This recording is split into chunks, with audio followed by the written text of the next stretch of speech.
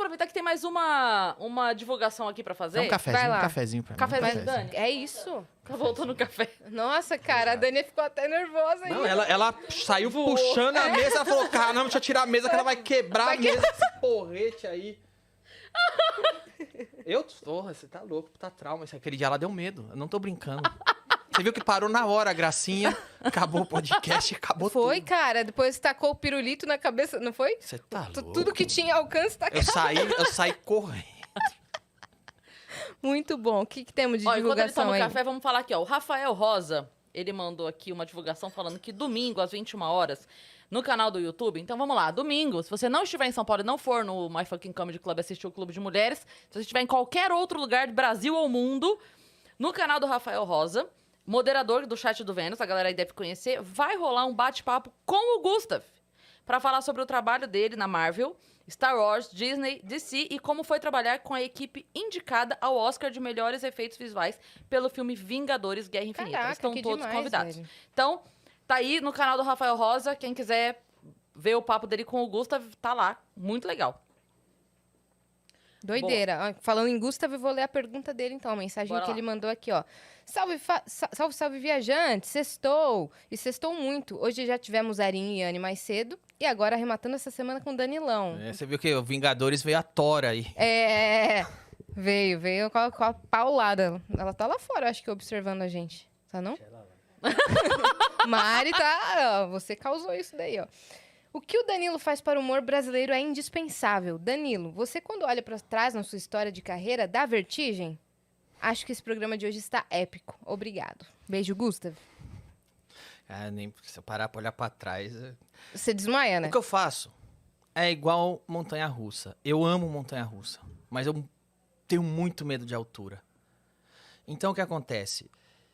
Eu vou na montanha-russa, eu não penso. E eu pago o preço... Sabe qual é a pior parte da montanha-russa pra mim? É a subida. É só aquela hora que eu tenho medo. Porque a subida da montanha-russa, eu me cago de medo. Porque eu tenho medo de altura. A descida é demais, a pirueta é demais. Então, assim, eu não penso que vai ter a subida. Eu só entro na fila, me cago de medo na subida e depois aproveito a viagem. É isso que eu faço com as coisas que eu faço. Eu não paro pra pensar, não. Eu sei que eu vou me cagar de medo em algum momento, mas Sim. depois... Mas enquanto você estiver Vamos. se cagando de medo, tá bom. É. O ruim é quando parar de cagar de medo na subida. Exato, igual Né? agora que eu me caguei de medo. Olha aí, quer dizer que você ainda tá sentindo as coisas. É. Então tá ótimo. O que Pô. mais que temos aí, minha parça? Vamos lá. Pedro. Ryan, não sei se é Rian. Cris e Yas, melhor podcast da vida. Gostaria de saber do Danilo o que ele acha do lado tóxico das militâncias, quando uma verdade de um grupo vira uma arma agressiva e destrutiva. Falamos É aquilo bastante que disso você aqui, tava né? comentando. Esse é o problema, porque eu acho que quando vou fazer minha comédia, quando vou fazer meu programa, eu sempre me coloco no lugar que eu realmente estou, que é o lugar da pessoa comum, porque é o que eu sou. E entre duas militâncias, tá sempre a pessoa comum. O prejuízo é sempre dela. Porque uma militância de um lado, uma militância de outro, só é militante porque tá ganhando para isso.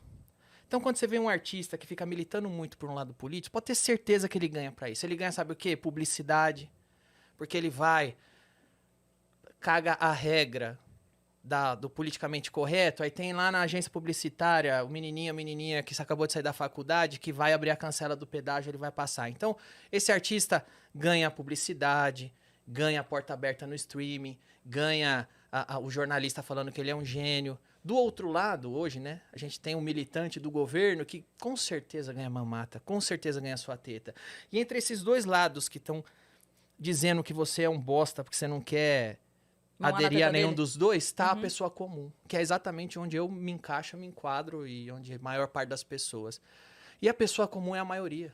A maioria não quer idolatrar o político A ou B. A maioria só quer viver e que o político A ou B não enche o seu saco. A maioria só quer contar uma piada, só quer rir de uma piada sem que o cara que se acha iluminado do lado A ou B diga que ele não pode fazer ou que ele é uma pessoa horrível porque fez. Então, o prejuízo é sempre da pessoa comum. Só que a pessoa comum tem que acordar, porque ela é a maioria. Ela é realmente o que importa. E se ela se juntar e começar a mandar os dois lá tomar no rabo, aí as coisas mudam. Sim. Tem que parar de aderir, tem que parar de se intimidar.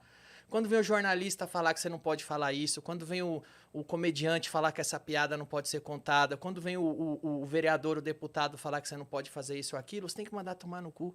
É o que eu disse quando eu vim no Flow, você tem que levantar o dedo no meio e falar, cancela isso aqui. Foda-se. O poder deles sobre vocês acaba na hora que você levanta o dedo pra eles. Na hora. É o que tem que começar a ser feito. E tem uma coisa também que...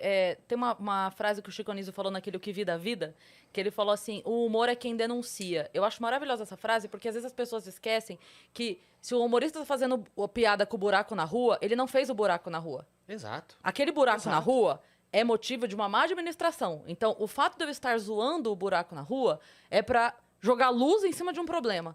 Então, quando você faz, por exemplo, um filme onde você coloca lá uma denúncia em forma de piada, porque você é humorista, se você fosse artista, pintor, você pintava um quadro, se você fosse poeta, você faria uma poesia.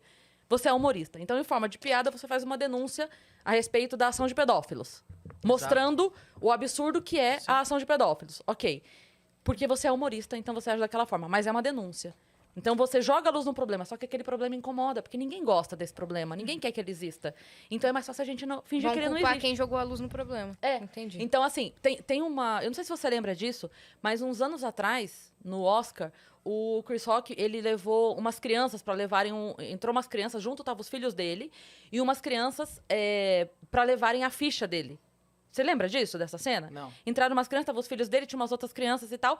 E aí, tinha uma criança com os traços orientais, assim, que entrega a ficha, e aí ele fala, obrigada, não sei o quê. Eu não lembro exatamente o que é que ele fala, mas ele fala assim, ela tava lá atrás fazendo um tênis e parou pra me trazer. E aí, o que acontece? O mundo inteiro criticou o Chris Rock por essa piada, porque trabalho infantil não é piada, Eu sei que não é. É óbvio que não é. Mas é uma realidade. Mas é uma realidade. E dói muito pra pessoa que tá usando um vestido de $100 mil. Isso, claro. Lembrar que naquele momento tem crianças trabalhando. Ela não quer lembrar. Não quer lembrar. Ela quer comer o caviar sem lembrar que existem. Só que aí eu penso o outro lado. Se eu fosse uma criança nessa situação, eu ia amar que alguém usasse a maior audiência do mundo Pra lembrar, que pra você lembrar as existe. pessoas que eu existo. Claro.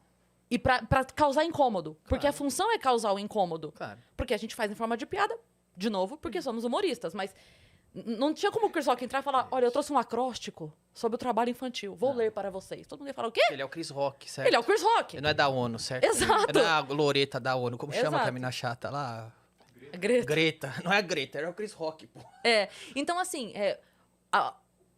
partindo-se do princípio que a gente só joga a luz num problema que já exista, porque senão não vira piada, entende? Eu usei até exemplo uma vez. Sim. Tipo, eu faço piada de vesgo com o Luan Santana. Porque ele é vesgo. Exato. Se eu fizer uma piada de vesgo com o William Bonner, todo mundo vai falar assim, hã? Isso. O que ela tá falando? É isso. Não dá liga. Então, se eu faço a piada sobre determinada pessoa e você entendeu a referência, é porque aquela referência é o coletivo, não fui eu que criei. Eu não criei aquela referência. Aquela referência foi usada porque todo mundo pensa isso. Exato. Só por isso a piada funciona. Mas esse é o problema. A militância quer que você ignore a realidade, que você crie uma realidade. Sabe qual é o nome disso? Propaganda. A militância não quer piada, ela quer propaganda. Porque o comediante... Não existe piada sem verdade. Se você não tem uma verdade, se você não tem um fato que está no consciente coletivo, você não tem a contextualização para que a pessoa entenda do que você está falando. Não vai ser uma piada. Piada é 100% razão. A piada é razão. É 100% racional. Se eu não estou falando de um fato público e notório, não tem piada. É o Não que você tem disse. identificação. William Bonner é vesgo. Fala, o quê? Não tem graça. Por quê? Não tem verdade. Não existe piada sem a base ser a verdade. Só que o que é militância... Existe o superlativo da verdade na piada, O fundamento é a verdade. mas o fundamento Você é a verdade. exagera, você distorce, você traz o antônimo, você traz o sinônimo, comparativo, mas a verdade... A premissa é a verdade. A premissa é a verdade. Sempre. Senão não tem risada. É por isso que incomoda. Pois É por isso que o Léo Lins é bloqueado em tantas cidades, Exato. porque o prefeito não quer. Ele vem aqui e fala verdades. Mas uma coisa, às vezes, que eu não entendo, inclusive, né? A gorda militante vai lá e fala, eu sou gorda, meu corpo é lindo, olha como eu sou gorda, eu tenho orgulho do meu corpo, eu tenho orgulho de ser gorda. Aí você vai lá e escreve gorda, ela, fala que eu sou gorda. A pessoa fala que tem orgulho, você fala que ela é gorda, e ela diz que você não pode falar que ela é gorda. É uma negação da verdade o tempo todo. Aí você tava falando de pintar um quadro, eu tava lembrando de uma biografia de uma cubana que eu li, em quadrinhos, inclusive, essa biografia saiu pela DC Comics já tem uns 10 anos. Ela tava em Cuba na época da Revolução do Fidel, e ela era muito entusiasta da Revolução do Fidel Castro. Ela era uma pessoa, assim, entusiasta total. E ela idealizava que o Fidel ia libertar Cuba, depois ela ia poder ser uma artista plástica livre de verdade, ia pintar o que queria. O Fidel tomou Cuba, e o Fidel fez o governo dele, fez a ditadura dele, e ela achou que um dia ela estava no ateliê dela pintando um quadro, a polícia do Fidel entrou, deu uma surra nela, levou ela presa e torturou ela na prisão. Por quê? Porque ela estava pintando coisas que ela não podia pintar. Sabe o que era? O pôr do sol, a praia. Porque pela agenda do novo governo só se podia pintar o Fidel. Propagandas pré-aprovadas pelo governo. Ela não podia pintar a realidade. Ela não podia olhar pela janela e pintar um pôr do sol sem contextualizar o Fidel naquele pôr do sol como um herói. Então, é isso que a militância quer. Que você negue a realidade. Em prol da agenda deles. Então vem um cara iluminado aqui e fala, você não pode falar isso, só pode falar isso. Eu autorizo o que pode ser falado. Nenhum militante quer piada, nenhum militante quer pintura, nenhum militante quer livro. Eles só querem propaganda. É só isso que serve. Se você não faz propaganda, você deve ser punido. Então, tava o Monark fazendo um talk show, né? Foram pegar ele na esquina, porque não tava fazendo propaganda. Tava fazendo um podcast. É disso que se trata. Não é nem que ele estava militando pelo outro lado. Ele só estava fazendo um podcast. Já não e estava tendo destaque com isso. Peraí, você vai ter destaque, tem que fazer propaganda. Sim. Senão não pode estar no holofote. Tanto é que não tem outro lado, que quando não tem outro lado, não tem defesa. Isso. Não tem defesa. Se tivesse um lado de defesa, entende? É porque ele estaria defendendo um lado. Ou A ou B. Eu digo assim, se ele defendesse A, na hora que ele brigou, B atacaria, A defenderia. Não tem. E isso acontece, como você falou, com quem tá no meio. Quem tá no meio, de fato, não escolhe um pra abraçar, a hora que entra numa briga, não tem defesa de nenhum dos dois. Ninguém te defende. Eu prefiro assim, mas ninguém te defende, né? Se alguém me defender, eu tô errado. Eu tava falando de gorda aqui, militante. Aí você vai no show de comédia, tem gordo e tem gorda que dá risada de piada de gordo, porque é uma pessoa comum, não é um militante. Ele entende que aquilo é uma piada. E daqui a pouco você fez a piada de gordo, você tá fazendo a piada de ser magro. E ele tá rindo também. Você tá fazendo a piada sobre você e ele tá rindo. Porque esse não é o militante, esse é a pessoa normal. E a pessoa normal sabe que uma piada é uma piada.